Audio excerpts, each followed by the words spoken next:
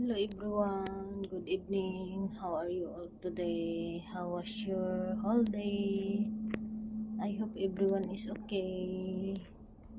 Always strong and healthy and out of danger.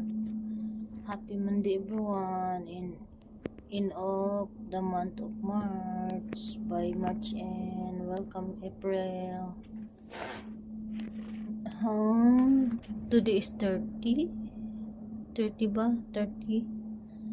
I think there is 31 until tomorrow 31. Anyway guys, how are you all today? I miss you all. It's been long time I did not do video at night because every time I finish my work I'm so tired and I prefer to sleep and lie down in the bed.